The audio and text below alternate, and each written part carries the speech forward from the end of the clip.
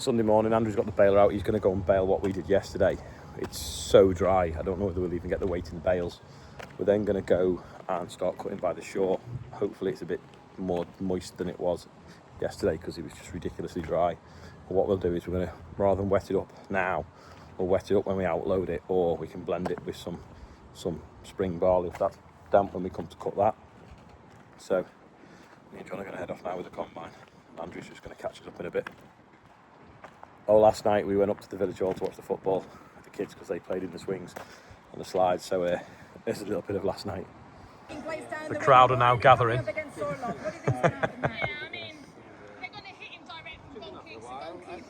They're looking for football. Be all right when it's dark. It's pitch black on my phone. It's 20 past 12, and we're watching the match at the village hall. And James has fell asleep, and Clara's fell asleep over there, and they played on the swings. And Derek wanted us to be in the video tomorrow. Thank you, Olly. It's really good that we've got the village hall going, and it's got that hub in it where we just have an honesty bar where everyone puts stuff in the fridge, because without that, everyone lived in the village and no one knew each other. So it's nice that there's a bit of a focal point to go and see everyone. Shed's pretty much ready for tomorrow morning. I think James might come later with the digger and just tidy this stone up a bit, I'm hoping. I've got the header. John's just getting the combine, and we'll go and see what's going on. And we are off. It's probably ridiculously dry, but we'll see.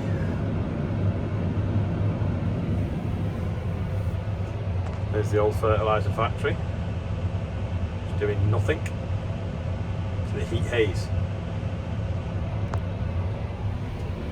About 45 acres this maybe, shouldn't take too long. Unbelievable the dust at this time of day.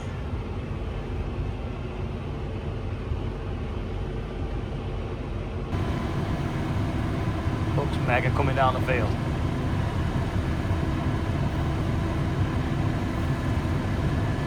Just hoovering up the barley.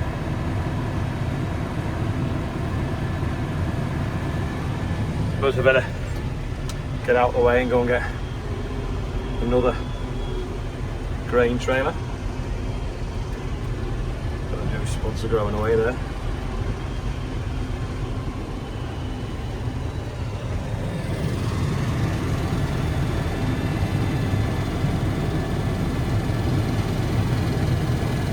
I just took that trailer right at the end so we could get past it.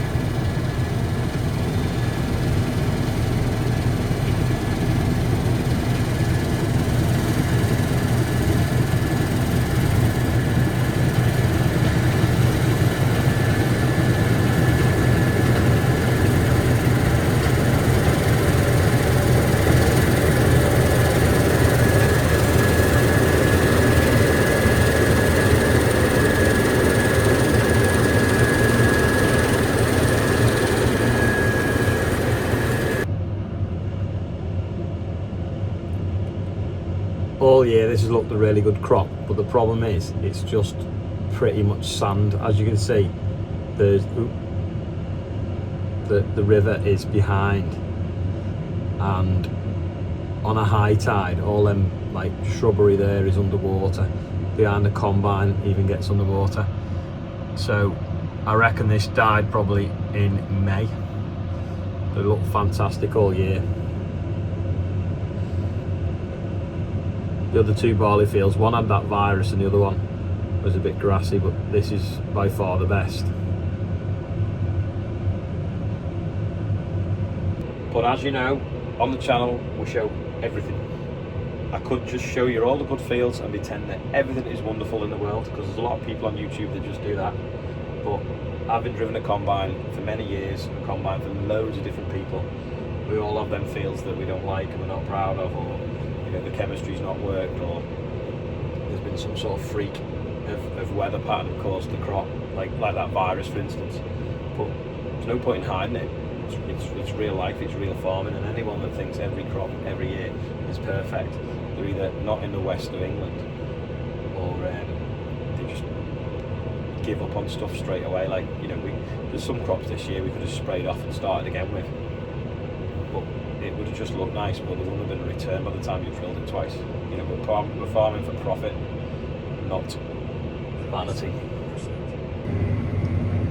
John's topping me up now. Everyone keeps telling me that the tyres are backwards on the combine. Can't see if the dust. The tread pattern is the opposite way around. Well, that is normal because, is it going to focus? No, it's just focus on the dust on the thing.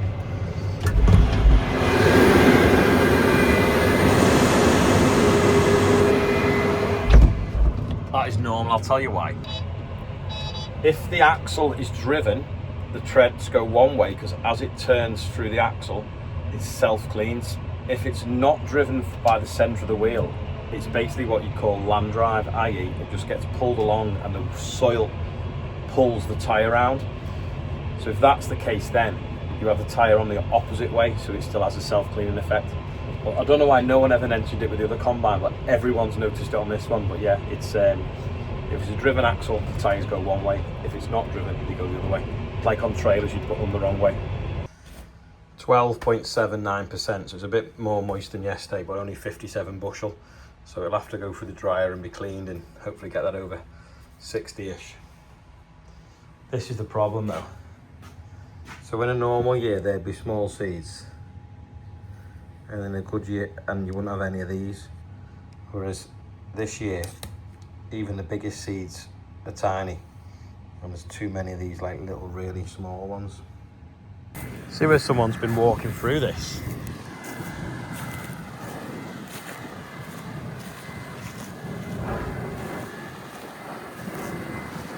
See how dry it is. Just completely dry.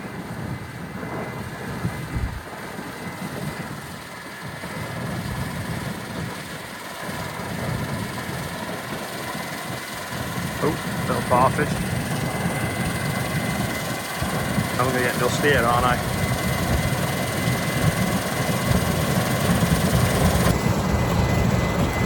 Gonna run so that I don't get completely covered in dust.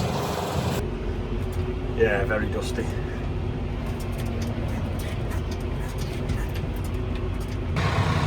It's a nice picture, isn't it?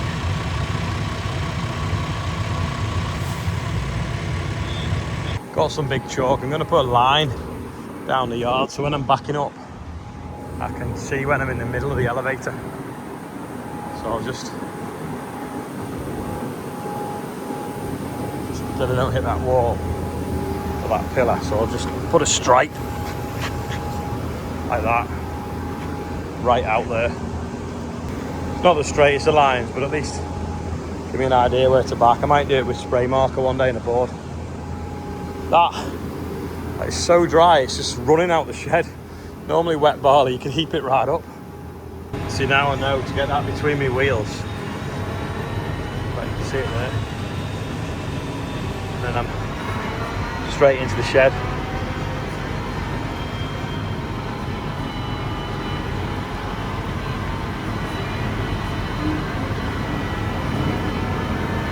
Another field ticked off. In fact, that's all the winter barley now. Might try some wheat while we're so close to it, because the OSR will just be far too dry. John's taking the header off. Got a wash thing on here. Anyway, there's some soap for it now. Jet 2 holiday. I know you wouldn't want to go away in this weather, would you? Unless you're going for an aircon room. Got to adjust them stays here. The header sits really far back and it's really awkward to take off. And I don't think it was that far back on the other one. John's just trying to top that trailer up with a little bit that's left in the tank. Drop the revs off so we can just feather it. I've just brought the trailer from one end of the field to the other, jumped on the brakes to level it off a bit. It's not even heavy with the bushel weight being what it is.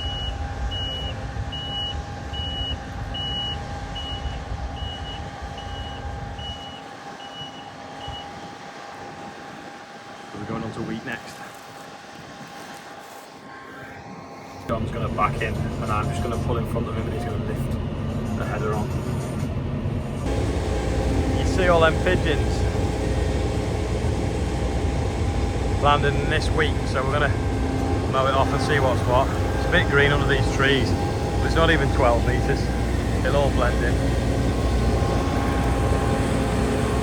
This blood's just on this hook corner somehow. You'll see what I mean now about that sitting back. In a minute when he lifts it up, it'll rock.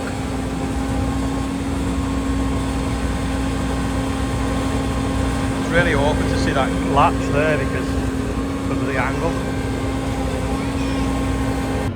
And we are off into week 2026. Let's hope it yields better than barley. Doubt it though, because again we're on sandy land. Andrew's just turned up with the baler as well to finish baling the rest of the barley straw.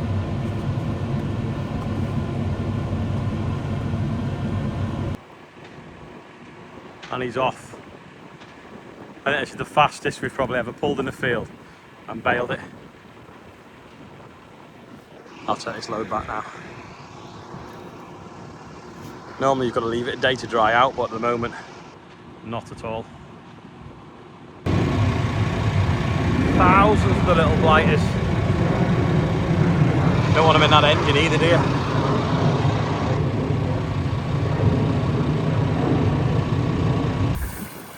This is the wheat, so some of it's hard as nails, some of it still got green bits in.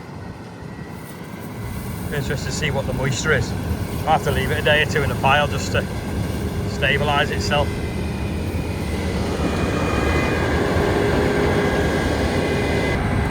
Still, pigeons landing over there. So annoying. Anyone know what that is? I was once told it was burdock, as in dandelion and burdock, but I'm not so sure. But does anyone know? Proper spiky when you've got shorts on. Oh, you can't see, but that's too slow. Like a swarm of pigeons all over this field.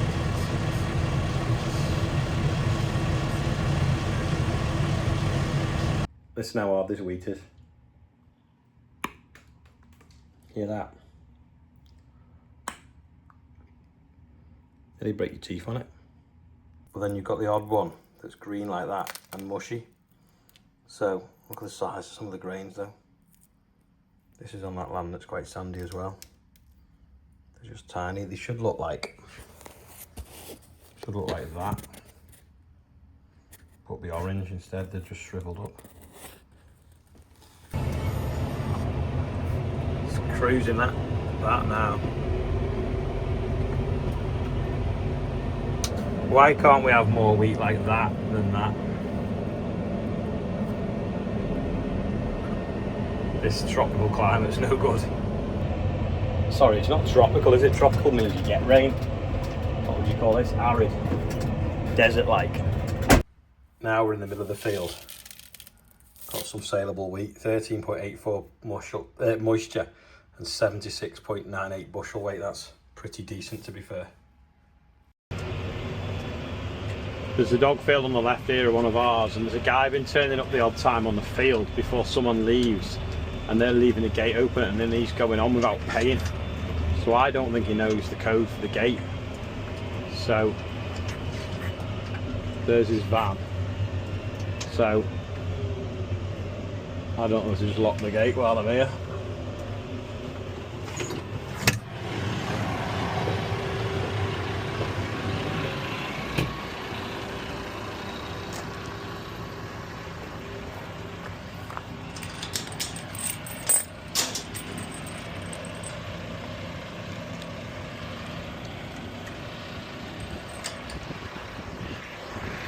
There we go, that'll keep him there for a bit, won't it?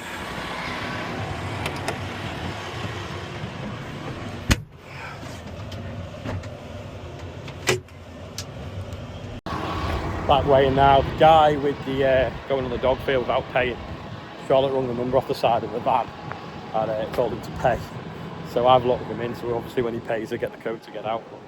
We've caught him twice now, and we think he's done it 2 times before that, because other people have turned up to go on the field and said there's someone here, and he's acted daft and pretended he'd got the wrong time.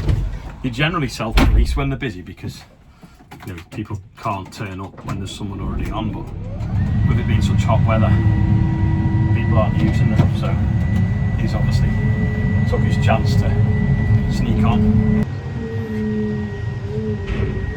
I'll shove this wheat up in the bay and then fit as much in as we can. It could probably go straight in the shed, but the bushel was good on the last one, but the one before wasn't the best, so we'll do a bit of blending through the dryer into the shed maybe, and then we know when we take it out of the shed, we know it's going to be right.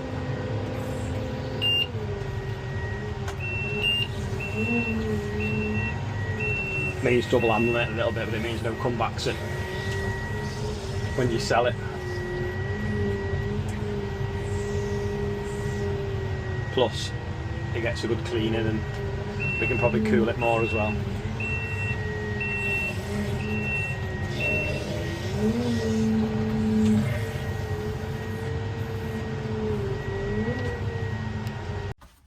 Very variable, that feels 17, 3-1 and 69 bushel, hence why we're going to put it through the dryer and blend it and mix it. And John RT, do you reckon that'll stay on the seat if we don't stop too quick? I've just pulled over. Can you see the haze? That's the smoke from a fire at Saddleworth near Charlotte's, from my dad's.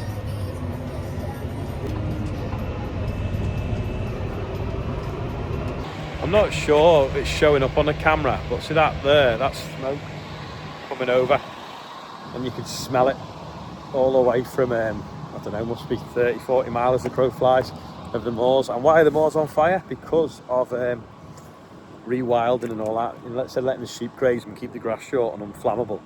We've now got this sort of like apocalyptic sky of smoke drifting over from the moors. Everyone's been ringing me up about that fire. Danny next door, he was worried because he could smell smoke while he was driving the combine, thinking, oh no, what's going on? Yeah, it's drifting right over. Anyway, I've done this little video for Instagram and Twitter and stuff about why we're getting wildfires nowadays, so here it is. If anyone wants to know what the apocalyptic sky is and all that smoke, it's that Saddleworth Moor on fire, blowing all the way to Liverpool. You'll be able to smell it in the Isle of Man, because that's probably the next stop for the smoke, but the sky is just full of it. It's making the sun go a funny colour, as you can see, and it's all down to the fact that we tried to rewild them and think that it's going to be natural, instead of the sheep grazing it really small and it just being nice green grass. Now you've got all this carbon released and a fire that's out of control that can't be stopped, and people's and animals' lives in danger, all because some do-gooders think it's best to leave the moors alone instead of grazing them with animals, which is what we've done for thousands of years. Got my sunglasses on that record, and you see how hazy the road is, and then if you look to the right now where the sun is, see, it don't make sense really. Them trees are bending that way, so the bush is all blowing, and then if you go around there you can see some smoke there. But when you go over that way, you can see that smoke coming as well. There's a fire, I think, in Wales as well. And then obviously you've got that one coming that way. I don't know whether that smoke's just getting lit up by the sun to look worse, because Wales is probably more over there.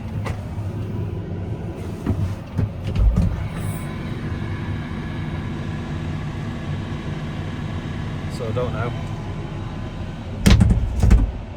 what's going on, but it's definitely still smoky.